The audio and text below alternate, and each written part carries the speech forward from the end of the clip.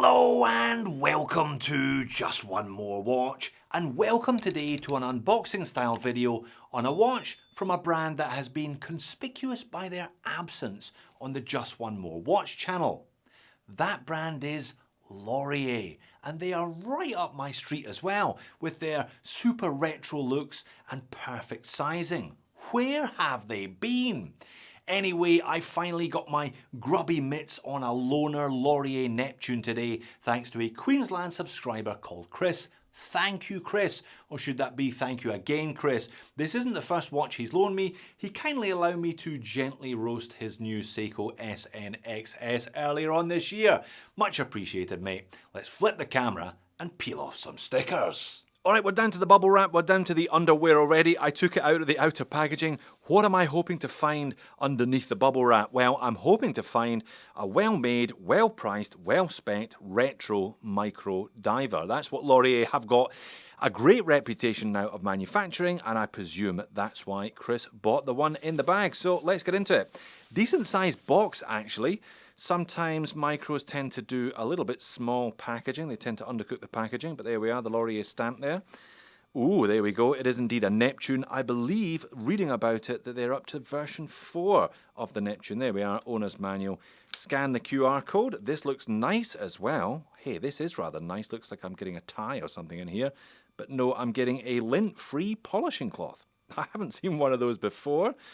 What else? Screwdriver. Looks like a reasonable quality item. And what else? Oh, Polywatch. That is a bit of a giveaway as to the crystal material today. We ain't getting sapphire, we're getting acrylic crystal, but that is a really nice touch. Them including Polywatch, that must cost all of about $2 if you're buying in bulk, but great. Maybe that's what the lint-free cloth is for. What else is in here? I think that's it. Okay, that was good. Let's see what else we've got. Nice packaging as well. All right, I've seen this loads and loads of times before. First saw it in the Furlan Maris, and I've seen it in a whole bunch of other stuff since. It's a Alibaba item. Don't tell anybody. But nice anyway. All right, let's pop it open, and there is a Laurier Neptune in black and gilt. There we go, a little closer in, and this thing is fully stickered, fully protected. I don't think there's too many square millimeters of surface area not covered by plastic of some kind. So it's time for us to peel off the stickers. There we go, let's do the big last one together. The big old dial and case protection sticker is gone. Look, that is very, very nice. So acrylic crystal feels different to sapphire. It always feels kind of warm and soft in the nicest possible way, of course. Yeah, very good there. And Polywatch will keep this one in good condition for the foreseeable future. So lovely skin diver type case. We've got a thin coin edge bezel, big old unguarded crown, some chamfers there.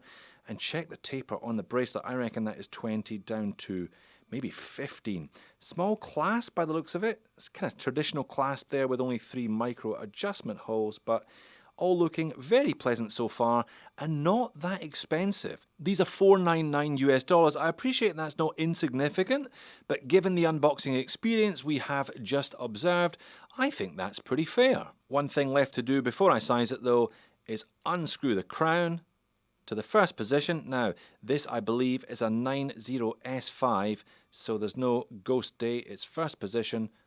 Roll the crown forward. There we go, the movement springs to life. Let's size it up and come back with dimensions. Well, that was simple. The supplied screwdriver did indeed fit the screws, and I had no problems removing the 3 links required to get it to fit my wrist. So dimensions then. Retro diver, retro dimensions. 38.5mm in diameter, but 13mm thick, thanks at least in part to that big old piece of acrylic crystal. 45.3 lug to lug, very compact and drilled lugs, as you can see here as well. However, 20mm lug width, always such a good decision not to go with 18 on this size of watch. And indeed, there is a big old taper down to 16, back up to just under 18 at the clasp. As size for me, with those 3 links removed, it weighed in at 122 grams. 200 meters of water resistance. Check the size of the crown. I had no problems winding it up and setting the time. Acrylic crystal as discussed, and also as discussed, Miyota 90S5. Can't see it today though, thanks to a screw-on stainless steel caseback. Not a lot going on with the caseback. Those are Laurier logos though, repeated kind of nose to tail ad infinitum all the way around the outside edge. 24 jewel hacking and hand winding auto. This one a kind of Miyota 9000 series, but with an open heart, so semi-skeletonized. Most brands though just use it in lieu of the 9039, which is the no date version, hence the lack of ghost date position. Case finish looks very nice. We've already seen the drilled lugs, and I do like that high polish chamfer running all the way from the lug tip to lug tip. Really thin skin diver style mid case. This one, they always try to make you think the watch is thinner than it is when we get this one on wrist, as you'll see in just a minute or two. Proper female end links as well. There's no point having a small diameter watch like this and then sticking big male end links on it if you want it to fit the maximum number of different wrist sizes possible. Like the bezel as well, coin edge, but with a high polish ring underneath it, and yeah, it's a big boy crown. All brushed bracelet, even the sides are brushed, fairly small links here as well, so you get bit of flex there, and it articulates, fits to the wrist better. It is a kind of old school clasp though here. That is a pressed upper and only 3 holes of micro adjustment, double security pushers. It feels a little bit thin, but at least the scissor is milled underneath it. Bezel action, always nice to check the bezel action on a diver. Oh yeah, that's quite nice. 120 click, unidirectional. No bounce, no back play at all there. It's not super firm, but yeah, that is pretty good. Dial and hands, and I'll slip a little bit of macro footage in here as appropriate. Dial and hands, very nice. Laurier make no secret on their website of saying that the inspiration for this one was the original 50s Submariner. And you can see a number of similarities, but also a number of differences. Now, everything's just printed on. It's a kind of black glossy dial with gold, but it's kind of matte finish gold. Very nice, kind of burnished gold. Extended triangles at the 12, 3, 6, and 9, and circles everywhere else. And a lovely handset. Again, that kind of brushed gold color. Similar, but not identical to Omega's broad arrow handset. So you do have that arrow hour hand, and a tapering sword minute hand, and a little loomed arrow head on the tip of that gold second hand as well. Laurier logo, brand name and automatic printed above the pinion, and model name Neptune and depth rating printed beneath it. Now, in a bit of a twist, the loom is BGW9. That is not what I was expecting when I switched the lights off. I was expecting C3. More specifically, I was expecting C3 old radium style.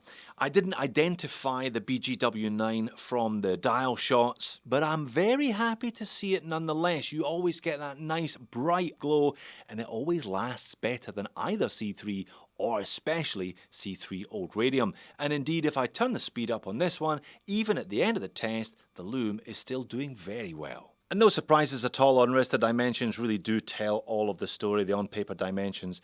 It wears pretty sweetly. 120 grams is a good weight, you know, not insignificant amount of weight, especially given the taper on the bracelet. Perhaps just a little bit top heavy. There's not an awful lot of clasp there as discussed, but 3 holes of micro adjust, relatively small links. You should get a decent fit on this one regardless. And overhead legibility, not bad at all considering the relatively small diameter dimension of the watch.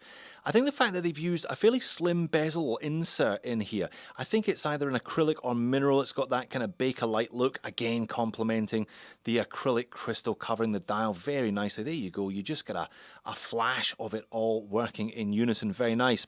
Slim bezel means large dial diameter, means large handset, large indices, means pretty good legibility.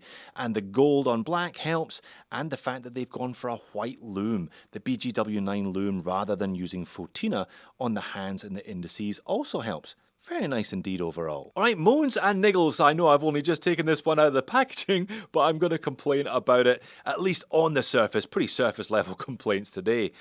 Acrylic crystal. Look, if you want this super retro style of dive watch, then acrylic crystal is the most authentic of crystals. However, you will get scratches, you will get scuffs. Poly watch will take them out, but there's only so many times you can poly watch an acrylic crystal before it ceases to cover the entire surface of the dial. But yeah, look at that. You do get that lovely warmth, and it works beautifully in harmony with whatever they have used for the bezel insert. The bracelet, it feels a little bit squeaky, a little bit rattly, it's a bit thin, no spring bars, no quick release spring bars here, and no on the fly adjustability from the clasp. Yeah, I guess there's an argument that it's a retro diver. It's okay to have a slightly lighter feeling bracelet, but yeah, nonetheless, that is in my complaint list today. But that's it. This is the version 4 Laurier Neptune, and I guess when you're up to the 4th iteration of the same model, you bloody well should have ironed out all the creases, and it just feels really resolved, really tidy, really nice package. $500, I think, really well priced as well. Good job, Laurier. Thanks very much, Chris, for the loan. So there you have it. It took me a while to review it, but it was indeed worth the wait. If you want something retro, but perhaps not quite this flavour, check out the San Martin here, or my old favourite, the Oris 65 here. Thanks for watching. I'll see you again in the next one.